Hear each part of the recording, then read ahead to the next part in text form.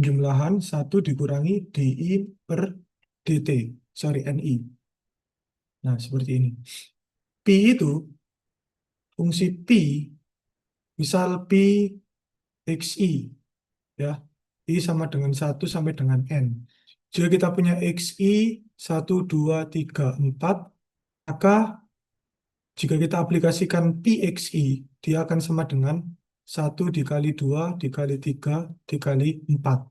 Jadi penjabaran dari fungsi Pi itu perkalian seluruh elemen yang ada di dalamnya. Kalau sigma kan dia penjumlahan ya.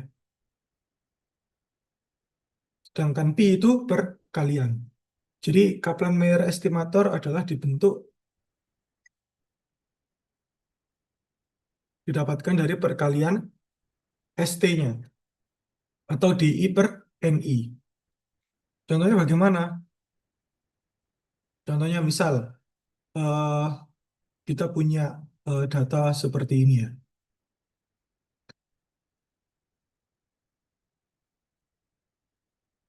Kita review sejenak. Jadi misal kita punya pelanggan A, B, C, di mana pelanggan A lama berlangganan adalah 2 bulan.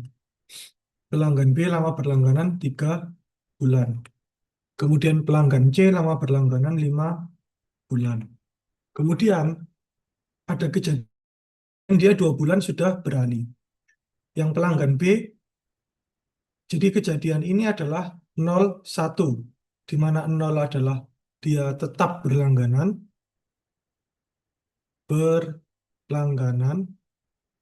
sedangkan 1 dia berhenti berlangganan.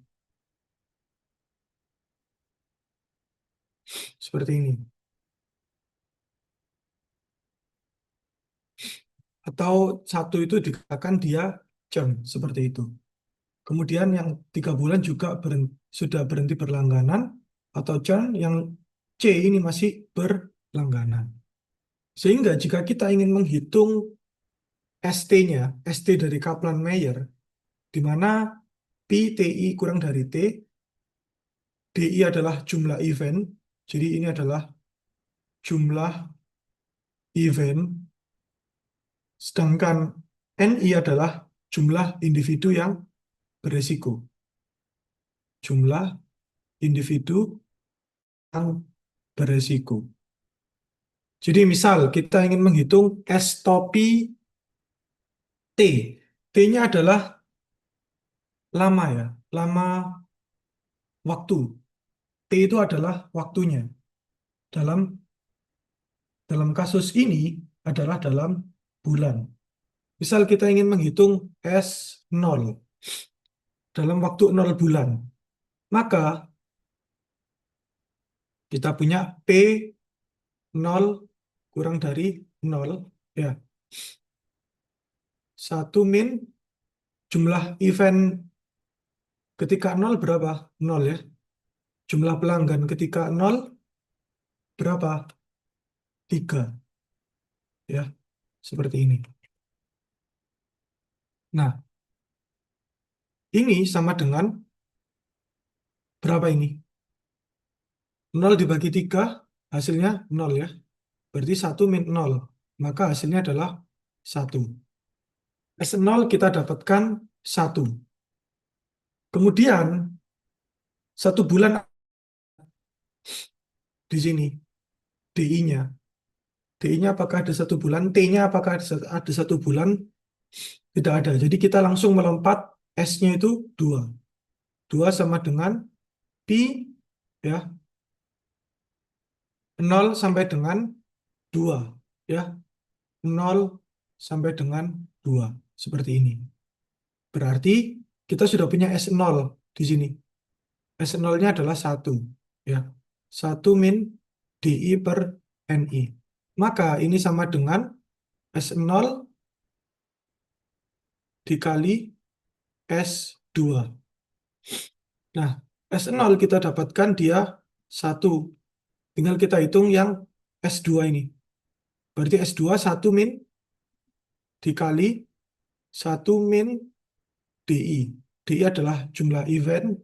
Dia ada 1. Ya. Kemudian jumlah pelanggan masih aktif. S2 ini berarti dia artinya adalah sebelum 2 bulan. Berarti yang masih aktif berapa? 3. 1/3. Maka sama dengan 1 dikali 3/3 dikurangi 1/3. 2/3. Hasilnya adalah 2/3. Atau setara 0,66. 0,66 ini mempunyai interpretasi pelanggan berpeluang subscribe atau sub saya singkat selama kurang dari sama dengan 2 bulan adalah 66%. Ini Kaplan-Meier estimator. Jadi untuk menghitung S3 dan seterusnya caranya sama. Caranya sama, tinggal melanjutkan saja.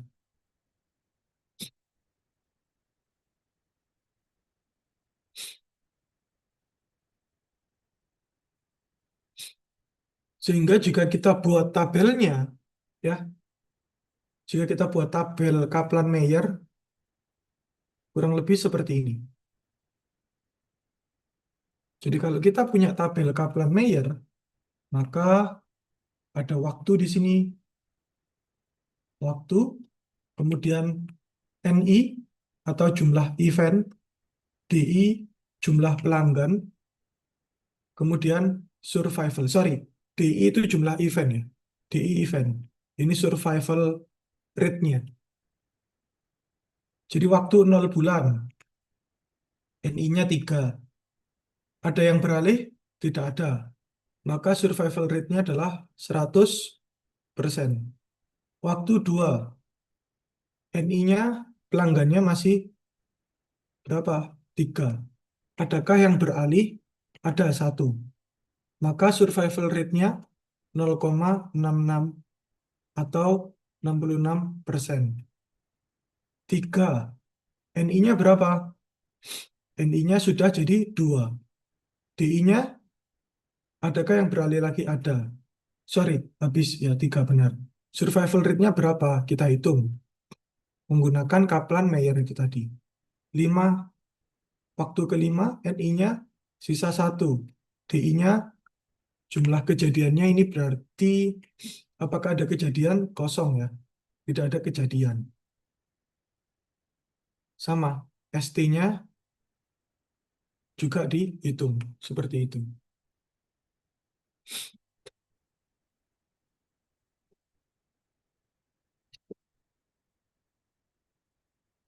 Jadi kalau 0 berarti eh, DI per NI-nya, DI-nya itu tidak tidak anu ya, apa? DI-nya itu 0.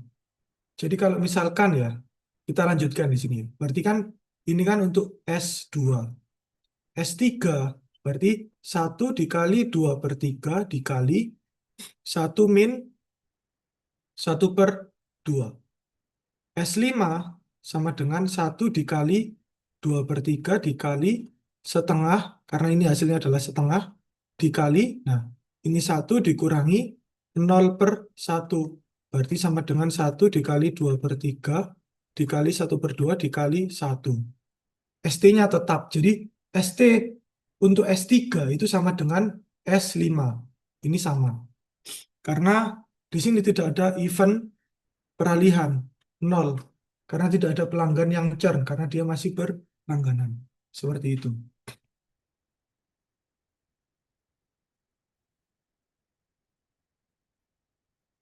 Sehingga kalau kita buat kurvanya ya, berarti kurang lebih kurvanya ini kan 0,66 dikali setengah. Berarti hasilnya ini kurang lebih 0,33.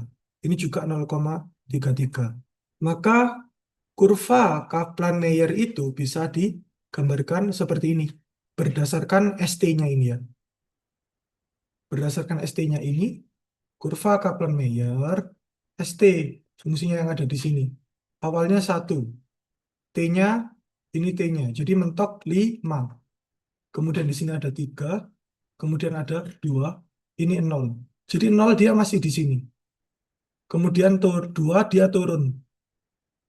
Dia ada di angka langsung di 0,66. Ada di sini dia. Nah, kemudian 3 dia ada di 0,33. Nah, 5 juga sama di 0,33. Jadi terakhir di waktu kelima, data historical ini hanya ada di sampai dengan waktu ke 5 bulan, maka dia menghasilkan resikonya 33%. Artinya peluang pelanggan bertahan sampai bulan kelima adalah 33%. Seperti itu. Kasus ini kalau dianalogikan sebagai kasus kesehatan, tinggal dirubah saja. Misal, waktunya adalah waktu dia bertahan hidup dalam penyakit TBC. Pasien pertama, sorry, di waktu 0 bulan, jumlah pasien 10. Ada kejadian tidak? Nol, berarti masih nol. 2 bulan, masih 10. Ada satu kejadian. DI-nya ada satu misalnya. Jadi bulan ketiga berkurang jadi 9 dan seterusnya. Ini contoh kalau misalkan ini kasus TBC. Jadi Kaplan-Meier itu juga bisa mengestimasi survival rate pasien TBC.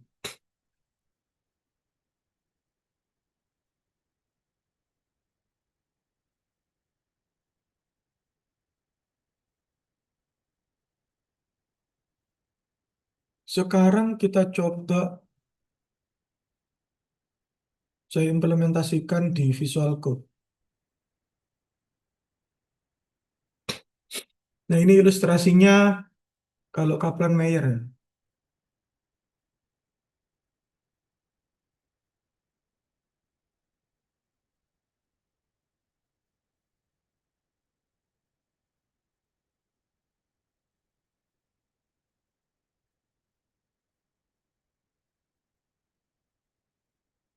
Kita tunggu sejenak. Nah, seperti ini. Datanya dari mana? Datanya dari ini. Waktu 2, waktu 3, 5, dan seterusnya. Jadi, eh, time ini adalah waktunya. Event ini adalah apa? Event ini. Kejadiannya seperti itu. Kemudian maka bentuknya dengan fungsi wavelength dari Kaplan-Meier.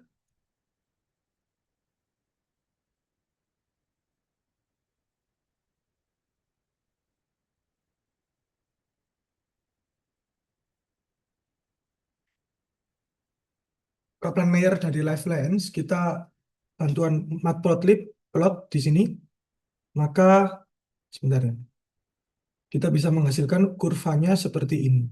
Ini adalah hasil dari fungsi Kaplan-Meier. 0 masih 100%, sampai dengan 2 baru turun, dan seterusnya.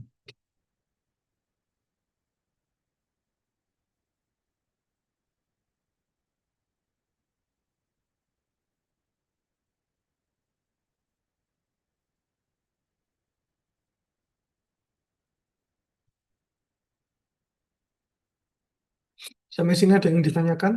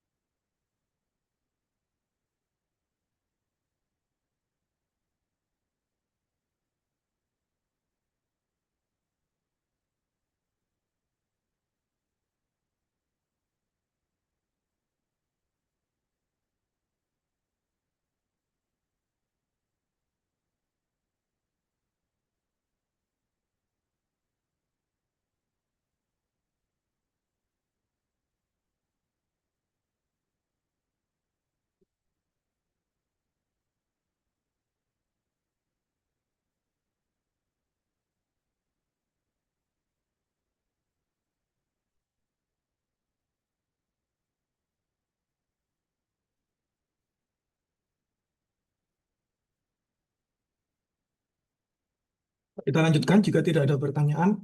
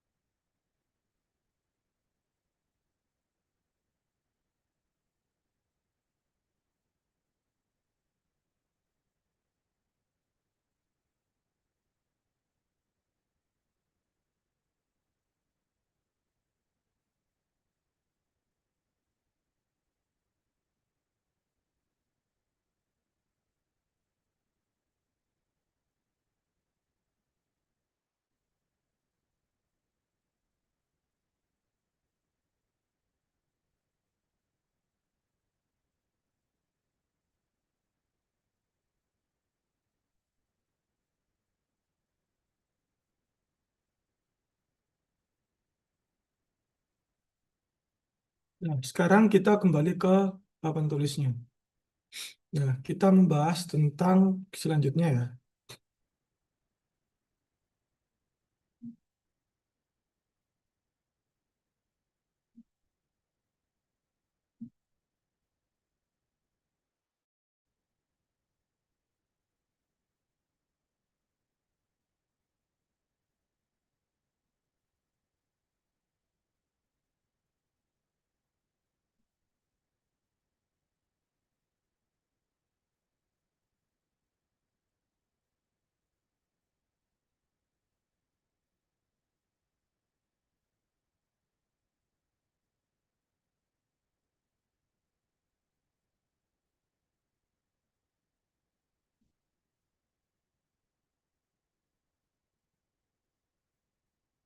Kemarin kita sudah membahas tentang hazard belum ya, minggu lalu ya? Saya agak lupa.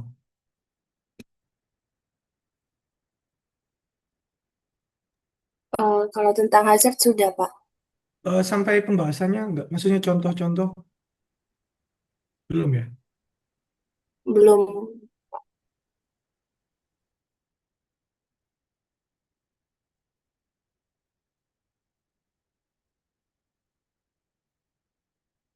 Oke, baik kita lanjutkan dulu saja ke macamnya daripada analisis survival ya.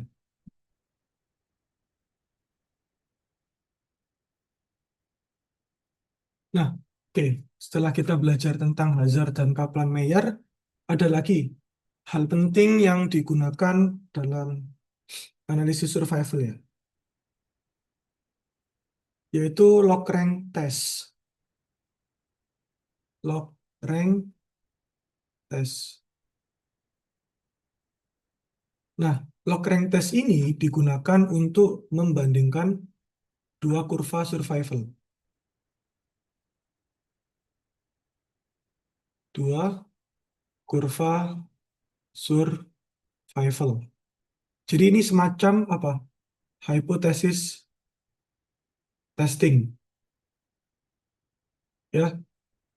Jadi H0-nya apa? H0-nya adalah kurva satu sama dengan kurva 2. H1, kurva satu tidak sama dengan kurva 2. Sederhananya seperti ini. Biasanya ini nanti penerapannya adalah eksperimen pada hewan ya. Pada hewan terkait efek obat tertentu. Nah, seperti ini. Jadi nanti tetap ada. Jadi setelah mendefinisikan hipotesis, nanti ada ujinya, uji statistiknya, lalu ada daerah kritis, lalu ada daerah penolakan juga.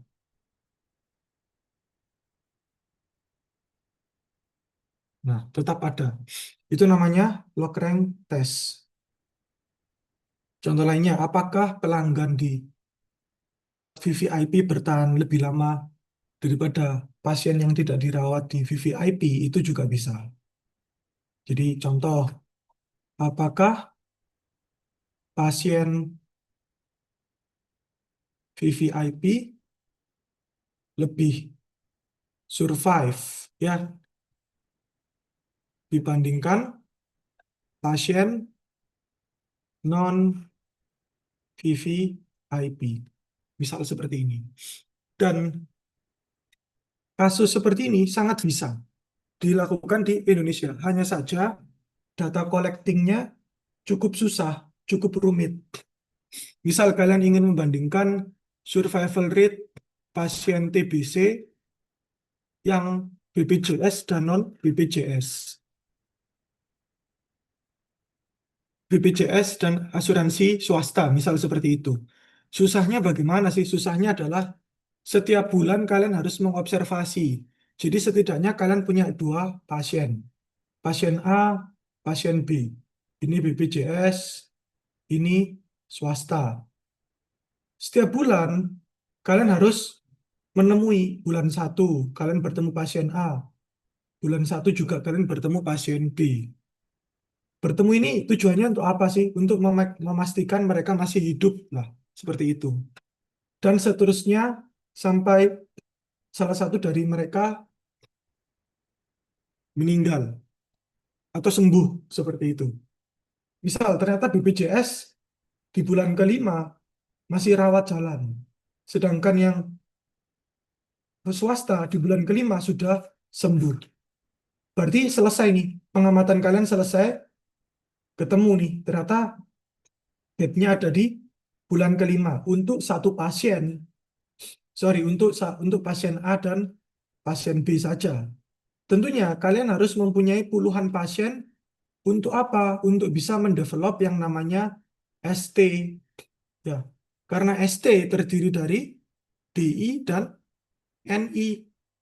Nah, NI ini adalah jumlah pasiennya. Sedangkan DI adalah event. Jadi misal di bulan kelima eventnya ada satu. NI yang tadinya 10, dia jadi 9. Dan nanti ada labelnya sendiri. Label di sini adalah BPJS atau swasta. Jadi kalian melakukan pengamatan masing-masing. Misal BPJS ada 10 pasien, swasta ada 10 pasien. Berarti total kalian punya 20 pasien untuk diamati. Susahnya di situ. Tetapi once once sekali penelitian ini berhasil, bisa memberikan dampak yang signifikan. Hasil dari penelitian ini tidak bisa didebat ya. Misal, ternyata BPJS itu tidak oke, tidak bisa didebat karena kalian sudah melakukan penelitian dengan baik.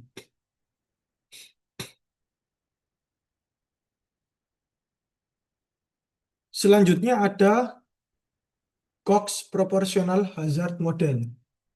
Cox Proportional Hazard Model.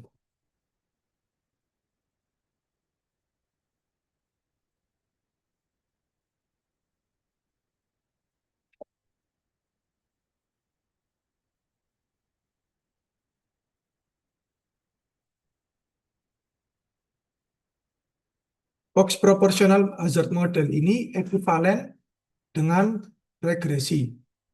Ya, jadi dia mempunyai model. Dan ini merupakan yang paling populer ya dalam analisis survival.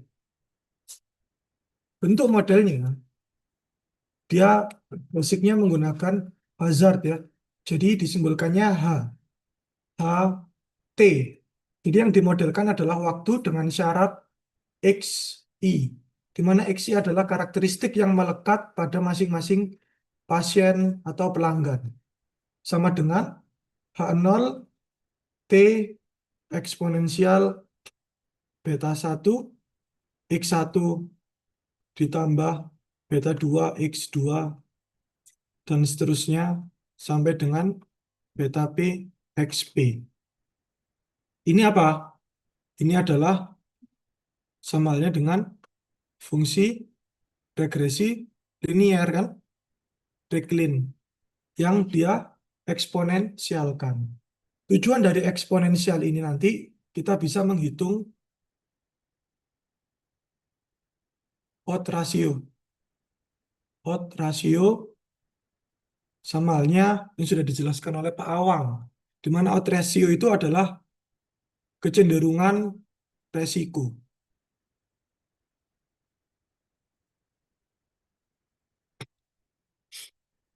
Jadi dia dari sana arahnya. Dengan H0 T adalah baseline hazardnya, kemudian XI adalah variabel prediktor yang kita dapatkan dari pengamatan.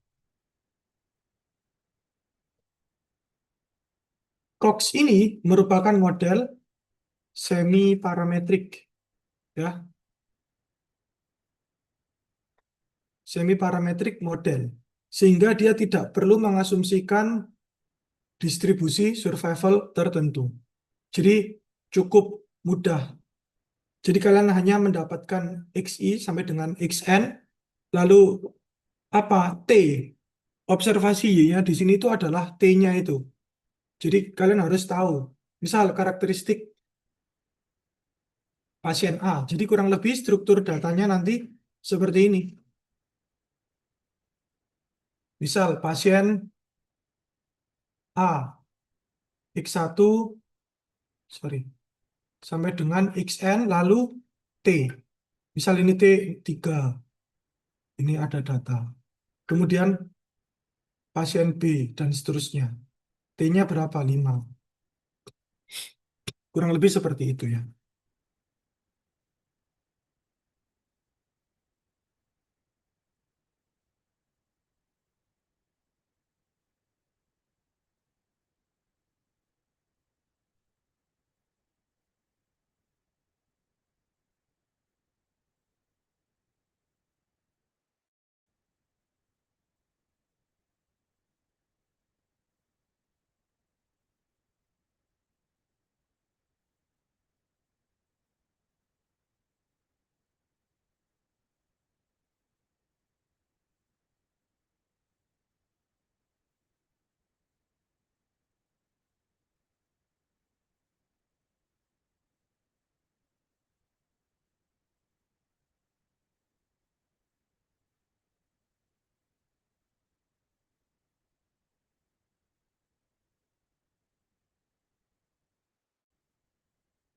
Oke, ada pertanyaan sampai sini?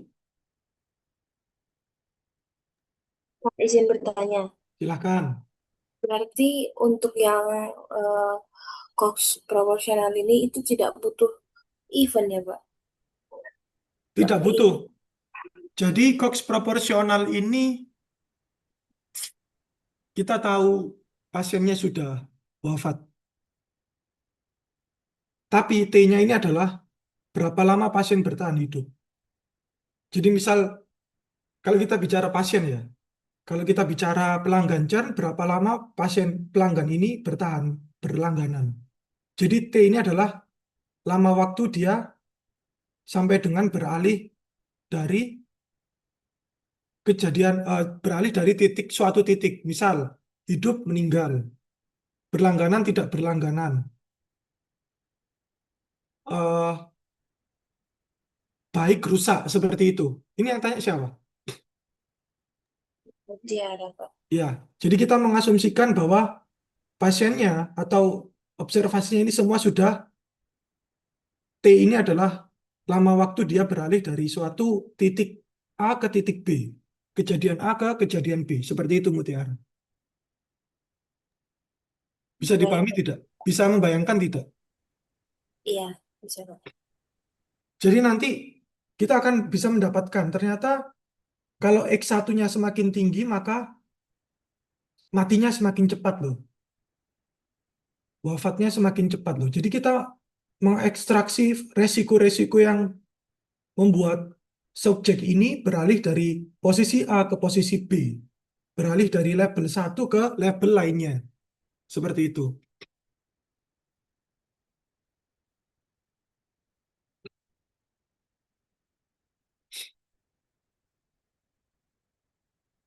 Kita lanjutkan lagi. Tools lainnya yang berkaitan dengan analisis survival ya. Sebentar ya, saya ke kamar mandi sebentar.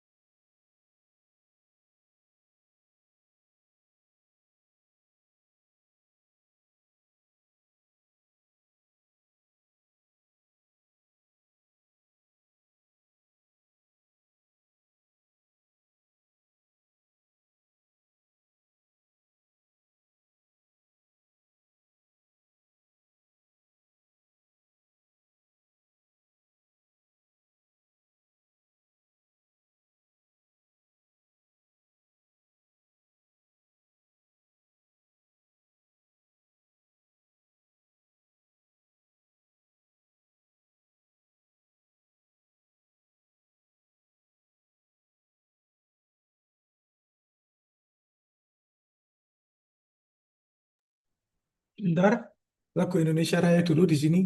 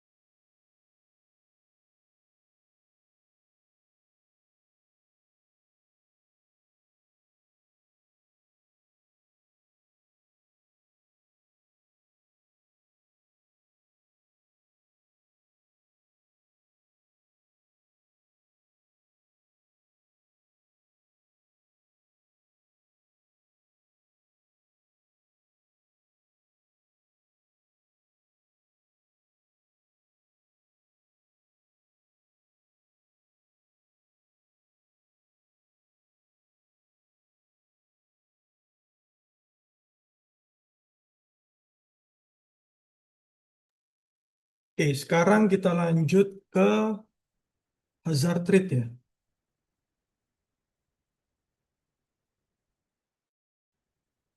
Sorry, hazard ratio. Tools analisis survival yang lain yaitu hazard ratio.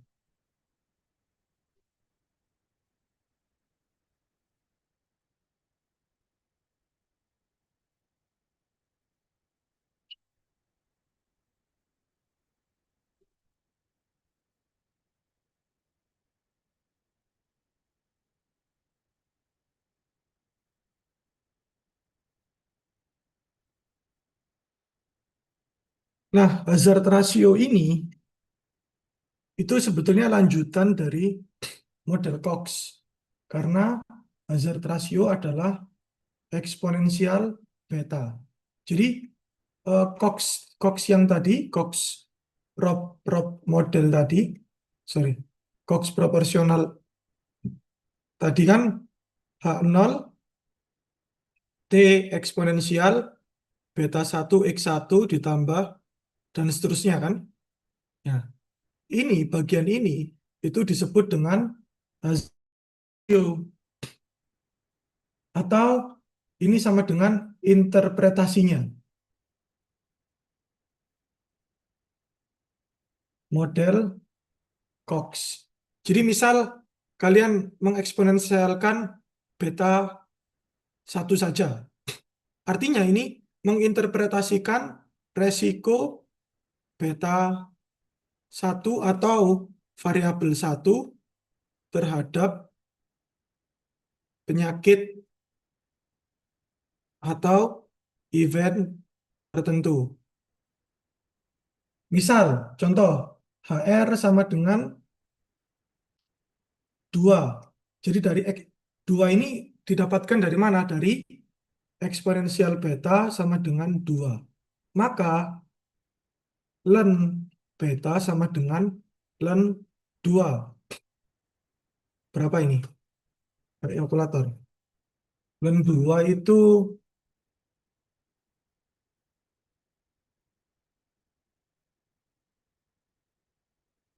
0,69.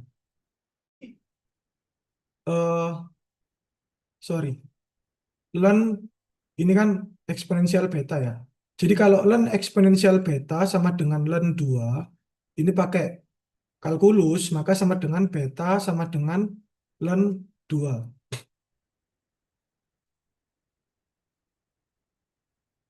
Nah, maka didapatkan betanya adalah 0,69. Berarti ini eksponensial 0,69 sama dengan 2. Yang berarti HR2 bahwa beta atau variabel tertentu mempunyai risiko event 2 kali lebih besar. Seperti itu. Jika HR sama dengan 0,5, maka risiko event turun 50%. Jadi kalau misalkan eksponensial beta ini dia rentangnya dari 0 sampai dengan 1, maka interpretasinya adalah resiko event turun sesuai dengan desimalnya. Tetapi kalau rentangnya lebih dari 1, maka resiko eventnya menjadi X kali. Jadi kalau misalkan ini adalah 1,2, maka 1,2 kali lebih besar. Seperti itu. Itu adalah hazard ratio.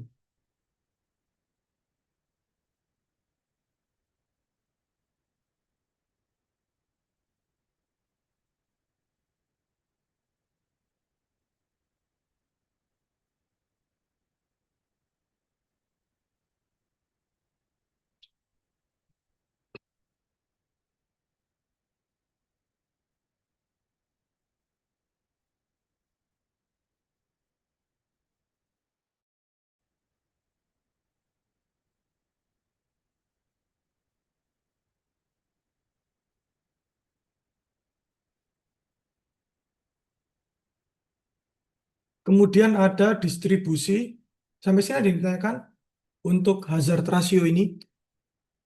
Jika tidak ada, kita lanjut.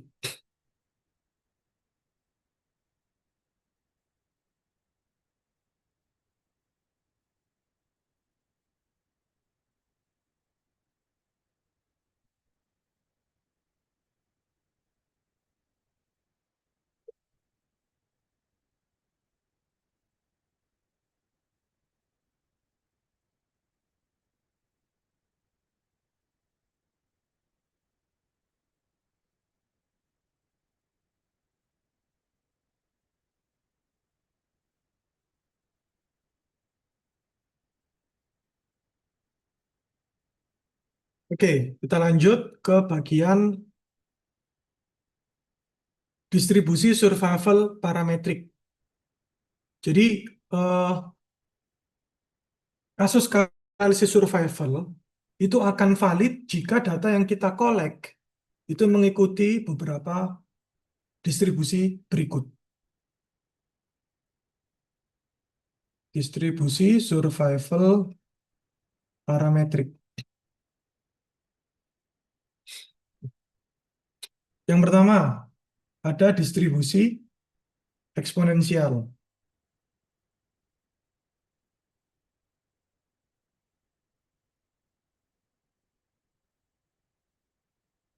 Dengan fx-nya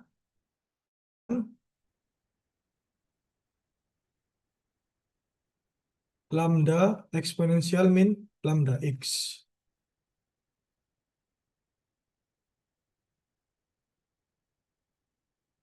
Nilai lambdanya itu lebih dari 0 kalau misalnya. Ya, dengan lambda lebih dari 0 dan x juga lebih dari 0. X lebih dari sama dengan 0. Kemudian yang kedua ada Weibull distribution.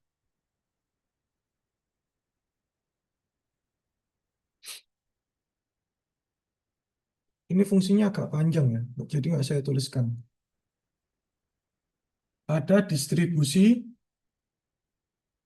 Weibull.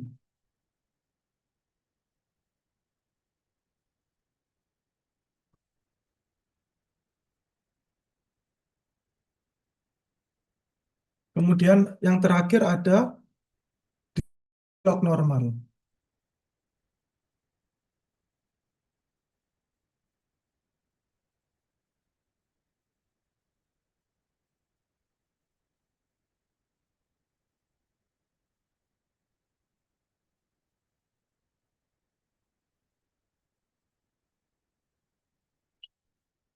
Jadi data-datanya harus mengikuti beberapa pola distribusi berikut jika kita ingin melakukan survival dalam kasus parametrik ya. Sama halnya dengan analisis regresi. Ketika kita punya fx atau y sama dengan beta 0 ditambah beta 1 x1 plus error, maka ini kan harus mengikuti pola distribusi apa? Normal. Ya, distribusi normal. Sedangkan survival memilih salah satu dari 3 distribusi berikut. Berarti secara tidak langsung ada pengujian distribusinya. Itu bisa kalian cari sendiri di Python. Caranya bagaimana? Uji distribusi. Untuk mengetahui ya.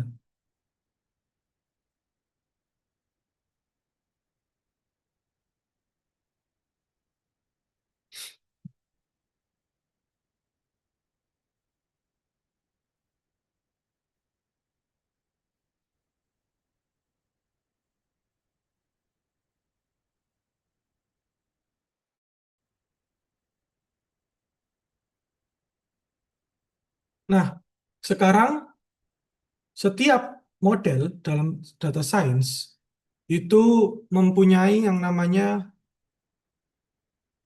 evaluasi. Nah, evaluasi model survival itu ada beberapa, saya sebutkan. 。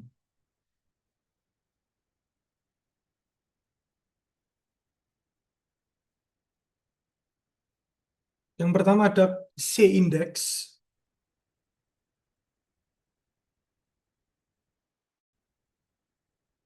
C-index. Di mana C-nya itu stand for concordance. Concordance. Concordance.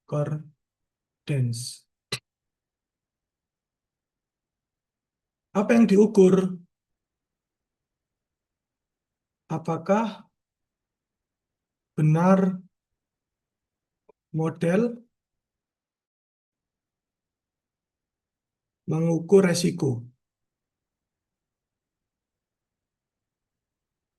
Nilainya dari 0 sampai dengan 1. 1 artinya apa? Model benar mengukur resiko dengan baik. Model sempurna. Kemudian kurang dari sama dengan 0,5, model random.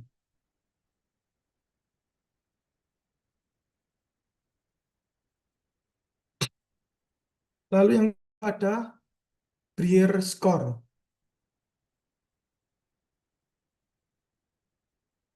Digunakan untuk mengukur probabilistic survival. Brier score. Mengukur error probabilistic survival.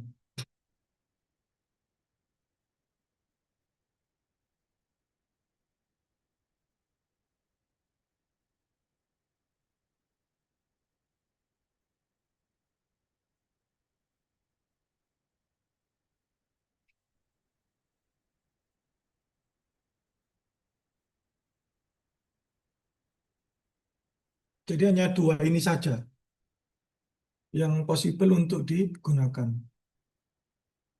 Sebetulnya C-index ini ekivalen ya. Ekivalen. Sama halnya dengan AUC. Area under curve. Sama dia. Penjelasannya juga sama. Jadi mendekati 1, dia modelnya sempurna. Kurang dari 0,5, maka modelnya random. Jadi kan kalau AUC itu kan biasanya lebih dari 70% dia dikatakan modelnya cukup baik seperti itu.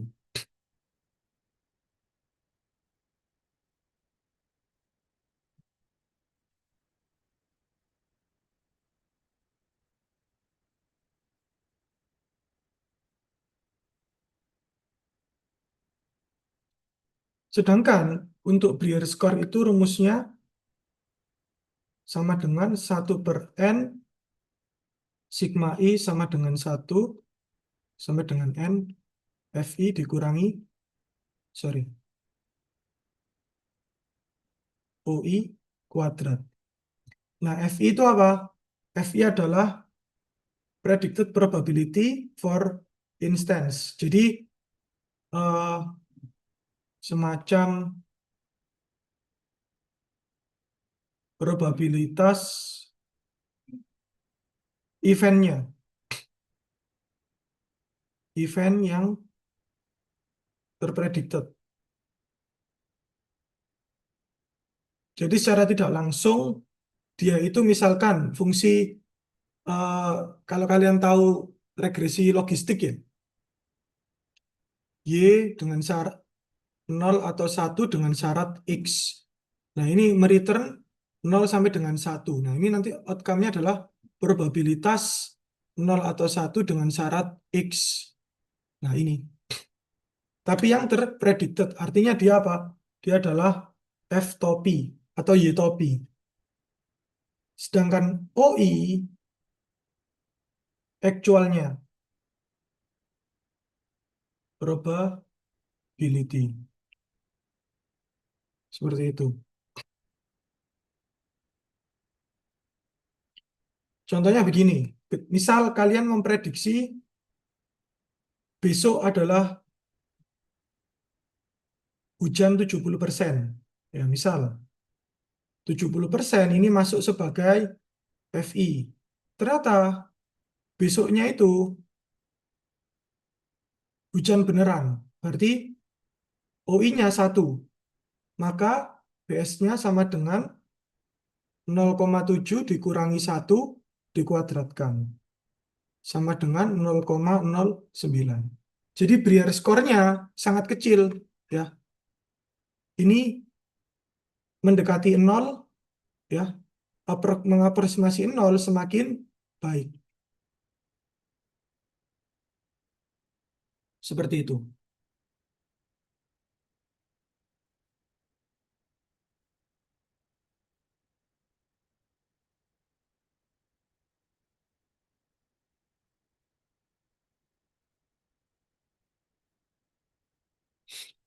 Nah, ini untuk dasar-dasarnya sudah saya jelaskan sampai dengan evaluasi model. Berikutnya kita akan membahas per sub itu lebih detail lagi, yaitu kita akan membahas tentang yang sudah detail kemarin kan Kaplan-Meiernya. Jadi nanti kita lanjutkan ke log rank test, Cox proporsional, hazard ratio, lalu distribusi survival, kemudian evaluasi model dan praktiknya secara real. Untuk hari ini sampai sini dulu, ada yang ditanyakan?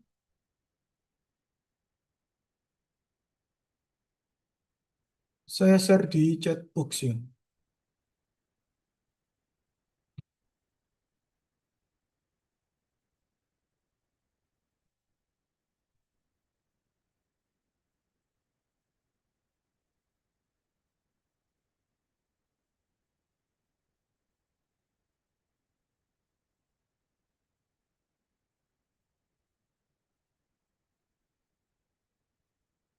Ada yang ingin bertanya tidak?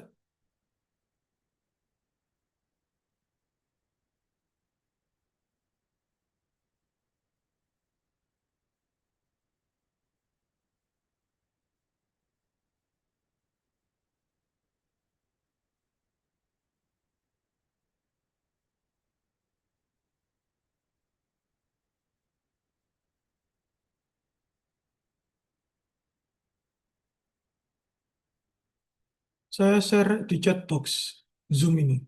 Coba salah satu dikonfirmasi bisa buka nggak whiteboardnya?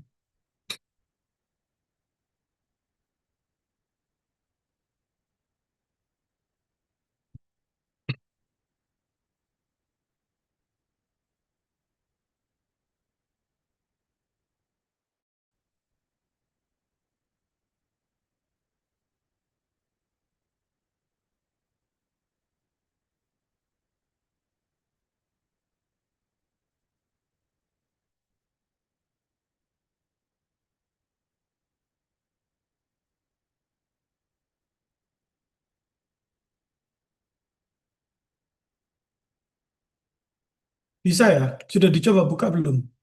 Bisa, Bapak. Tapi harus masuk ke akun Microsoft dulu Ya, baru bisa kalian buat diakses. akun Microsoft ya. Gampang Iya, kok. Ya, oke. Baik, eh, sebetulnya coba saya bisa ekspor. Oh, bisa saya ekspor PDF kok.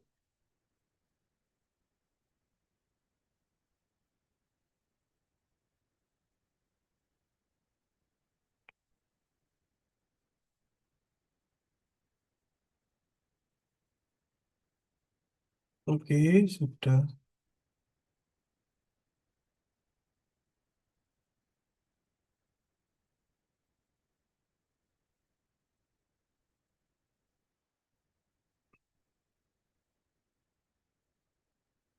Masih loading. Ditunggu dulu.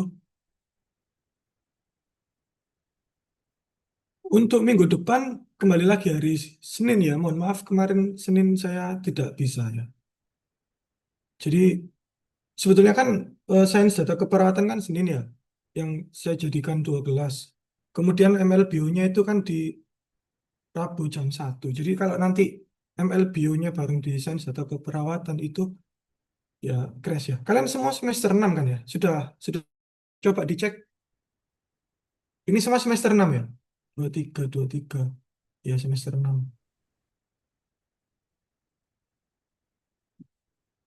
Oke, baik. Terima kasih atas waktu dan perhatiannya. Saya cukupkan ya. Kurang lebihnya mohon maaf. Saya akhiri. Assalamualaikum. Selamat pagi. selamat pagi menuju siang semuanya ya. Selamat pagi Terima ya. kasih Bapak. Ya.